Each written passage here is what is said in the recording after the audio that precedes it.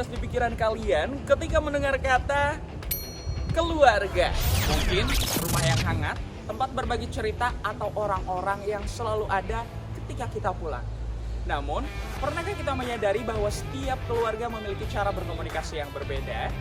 Ada yang terbuka dengan berdiskusi, ada pula yang lebih banyak diam, dan ada juga yang setiap keputusan akhirnya tetap dipegang oleh orang tua. Perbedaan cara berkomunikasi inilah yang membentuk hubungan, kenyamanan, dan cara setiap anggota keluarga mengambil keputusan. Dalam ilmu komunikasi, keluarga bukan hanya sekedar hubungan biologis, tetapi merupakan sistem komunikasi yang membentuk identitas, nilai, serta perilaku setiap anggota keluarganya.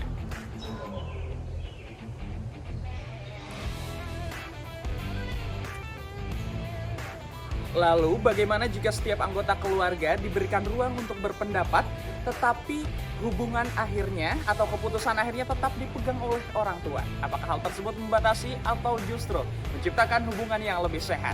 Oleh karena itu, melalui video ini kami akan mengajak kalian untuk melihat langsung bagaimana pola komunikasi itu diterapkan dalam kehidupan sehari-hari melalui kisah sederhana tentang pola komunikasi konsensual.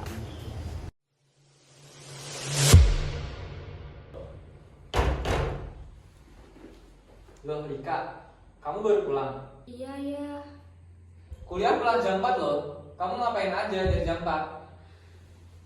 tadi ada rapat kepanitiaan kampus. Ya udah, duduk dulu sini.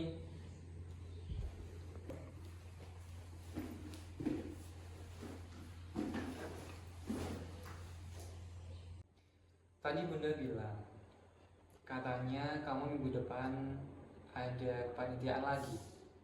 Iya, bahkan sampai malam. Kenapa sih harus sering ikut? Karena aku ketua divisinya. Kalau kuliahnya gimana? Masih aman kok. Ayah khawatir aja sama kamu. Ya, boleh aku jelasin? Organisasi ini bukan cuma kegiatan biasa. Aku belajar memimpin, belajar bekerja sama, belajar komunikasi. Kalau lulus nanti, mungkin pengalamannya sangat akan berguna.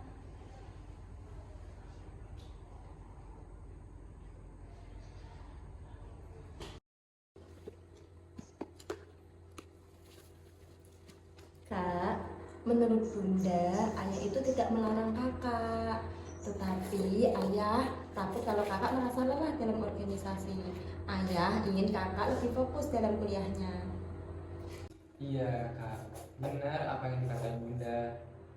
Ayah bukannya nggak percaya sama kamu kak. Cuman ayah pengen kamu ada waktu buat istirahat. Aku ngerti. Kalau begitu, aku nanti akan lebih mengatur waktu dan setiap pulang malam, aku akan berbagi kabar. Pada adegan ini, kita melihat sesuatu yang sangat menarik. Lika diberi kesempatan menjelaskan alasannya, ayah juga menyampaikan kekhawatirannya. Semua anggota keluarga bebas menyampaikan pendapat tanpa saling memotong. Inilah yang disebut dengan conservation orientation yang tinggi.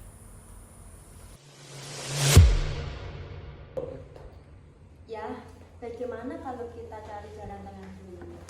Kita dengarkan pendapat kita, apa yang dia inginkan.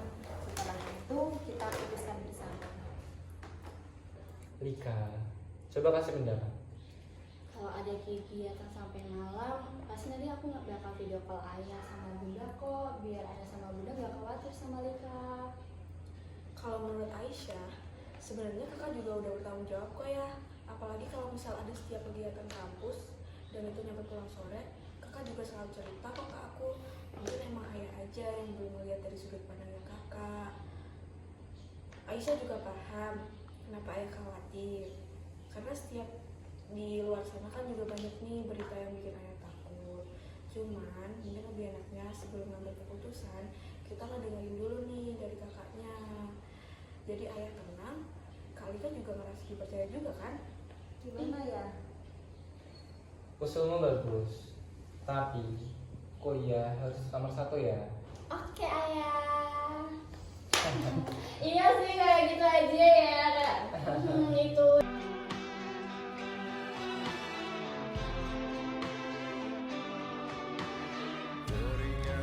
Seringkali kita mengira komunikasi baik berarti semua keinginan anak harus dipenuhi.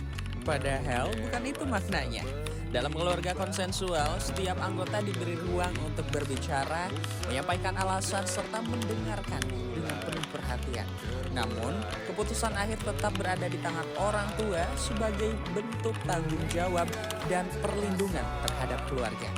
Dalam komunikasi seperti ini, hubungan keluarga tidak dibangun atas dasar rasa takut, melainkan atas dasar saling percaya, saling menghargai, dan saling memahami. Karena pada akhirnya, keluarga bukanlah tempat di mana kita selalu menang dalam perdebatan, tetapi tempat di mana kita selalu memiliki kesempatan untuk didengar.